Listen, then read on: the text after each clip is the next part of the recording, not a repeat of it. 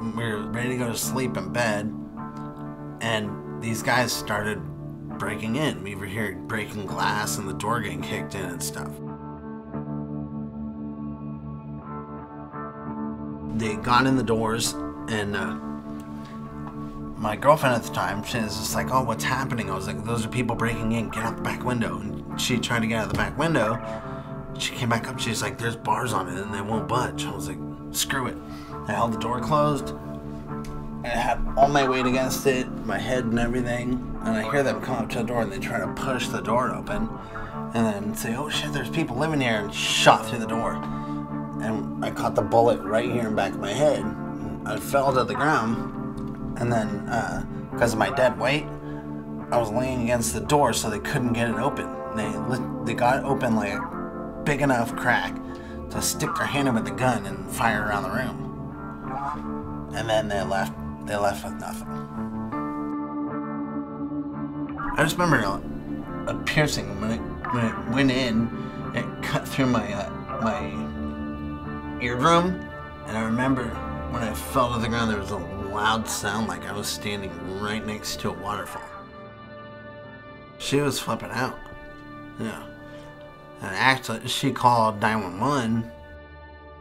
The swelling in my brain, it was so intense that it was pushing against my skull, and it would have killed me.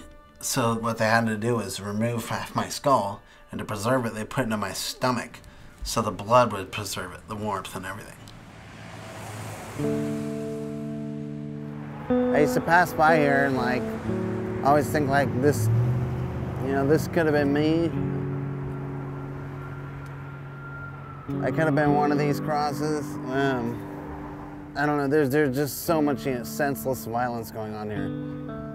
Like gangsters or thugs or whatever, drug dealers, they get shot, and when they're killed, they hold their funerals at churches, and there's drive-bys by the rival gangs or whatever that spray the whole family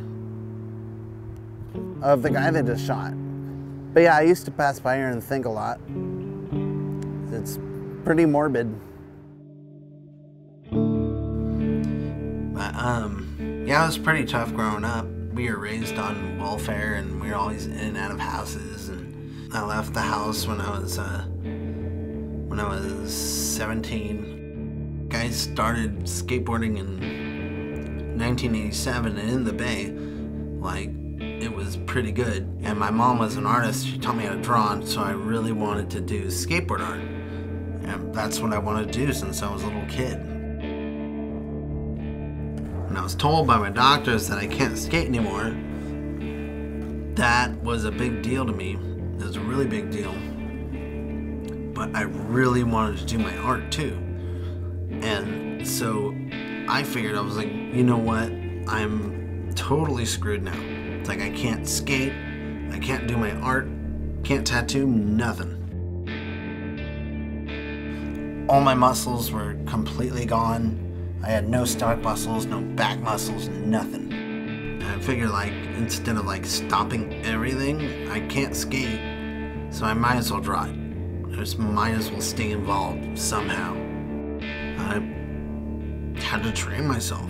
I had to work my muscles back up, learn how to walk and talk and write and do all this stuff all over again. I just realized, like, okay, I can't use my right, so I'm gonna be left-handed now. So when you're doing a tattoo with your right, you work from the right corner up, like that. And with your left, it's just easier to work from the top down.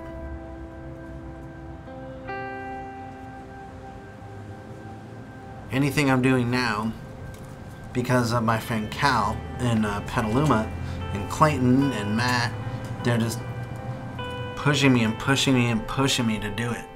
It's like, well, you're gonna be a left-handed, you're gonna learn how to do it. It's like you're gonna do these flash sheets, you're gonna sit in the tattoo shop, whether you have appointments or not, you're gonna be here, you're gonna do it. There's that, you know, not giving up, just doing whatever makes you happy, what you can do. You know, I knew this was in my grasp, but I had to make that possible. You know, getting shot was the best thing that ever happened to me. Well, it's like starting over. It's like getting that chance. Like, I've been using my right hand my whole life. And now my artwork is more pissed off, heavier black shading, more blood. You know, I actually like it. Like, I definitely realize now it's like people could do whatever. They could do anything as long as they put their minds to it.